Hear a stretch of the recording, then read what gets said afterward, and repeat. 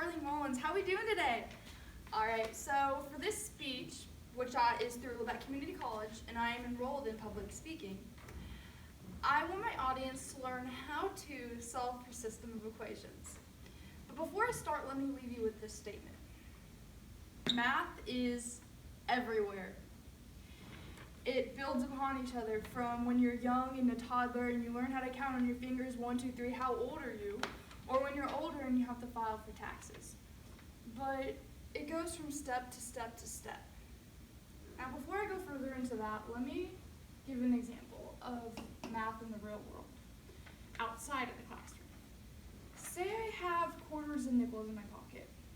I know that I have $1.85 altogether, and I know that I have 5 more quarters than nickels, but I don't know how much I have altogether. But we can solve math to figure out. You can't use Q and N variables, 2 of them, without having 2 equations, but we can solve it using an N for nickel. We know that there are 5 cents in a nickel, and we know that there are 25 cents in a quarter. We know that we have 5 more quarters than nickels, and that if we add 5 and N together, it will give us our total. On this board, you will notice that I have solved for all of the equations I'm going to walk you through, except for the last one, which I will solve with you. For this, we needed to distribute this through, which I did, and then I added my nickels together and subtracted $1.25 to the other side. After that, I then divided through by 0.3 and got N equals 2 because you need to get N by itself. After that, you can add the 2 together, 5 and 2, and get 7. So I know I have 7 quarters and 2 nickels. Now, like I said, in life, math builds upon each other. Just like in the classroom, you have pre-algebra before you can go to college algebra, but you have all the classes in between. Just like solving for variables, before I explain how to do 3 variables, we first need to understand 1 and 2. For this one, I gave 3y minus 1 equals 2 and solved for it.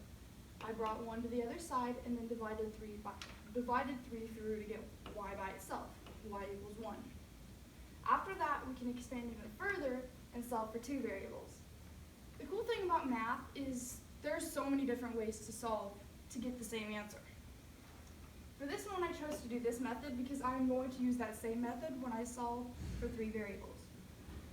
We can cancel things out. Now, I know that sounds weird, but we can do it because as you see here, if you skip ahead a little bit, these 2 signs cancel out when you add them together and we no longer have a y to work with. But to do that, we first needed to multiply 3 by 3, opposite sides, same number, sign, same number. So when we multiplied 3 by 3, we had 3 times 3 is 9, 3 times 1 is 3, and 3 times 7 is 21. After that, we then brought this back down and added them together, which gave us 11x equals 22. We then had to get y by itself, which gave us x equals 2. After that, we can plug in x and solve for y. 2 times 2 is 4. I used this equation, by the way. Brought the rest down, brought 4 over to the other side, and divided through by 3 to get y by itself. We have x equals 2 and y equals -1. Now we can expand even further and solve for 3 variables. This is where I'm going to be working with you. Just like over there, we needed to cancel out one of the variables. Over there, I chose to do y, and I'm going to do the same over here so it's consistent and easy to understand. We have opposite signs, and we have the same number, so we don't have to multiply through by a number. So I'm going to write that over here really quickly so that we can work together to solve this so that you understand.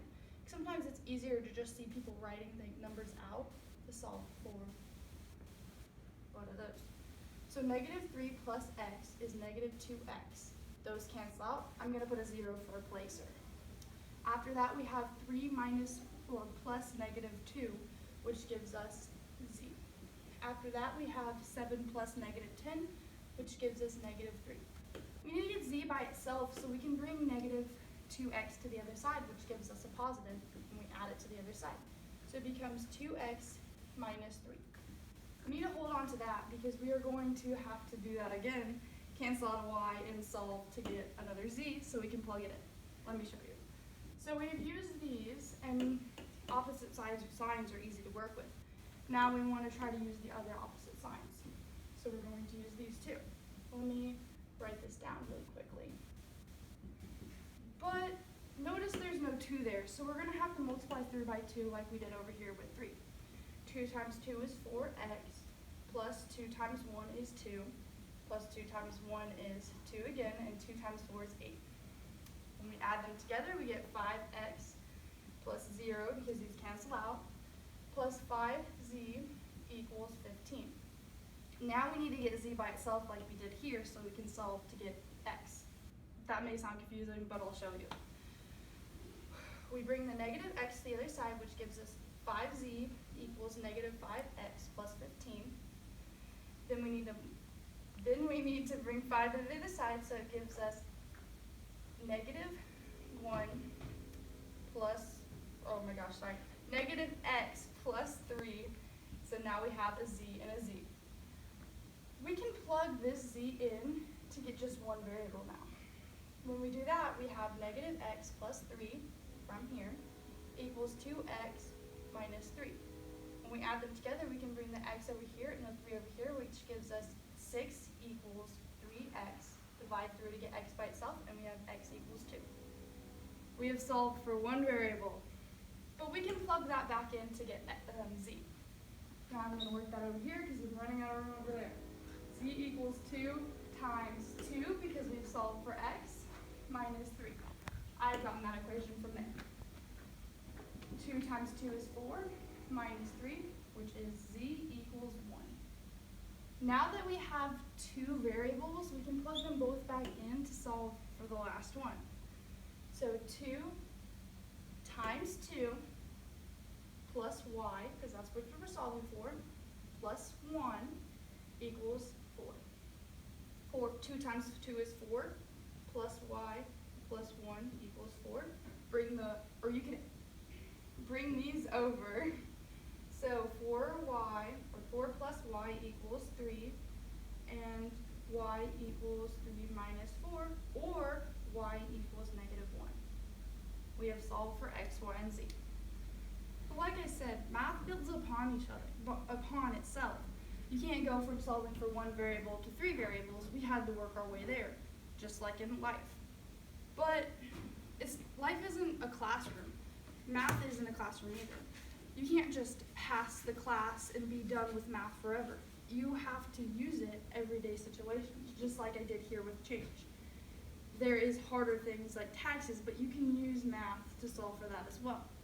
It may be harder, like this one wasn't as simple as this one, but we worked our way there. And once you understand one, you can go to the next, and sure, you may fail a few times, but if you keep trying, you will get better. And I believe that you can do better with practice. All you have to do is practice, and you can do it. Thank you.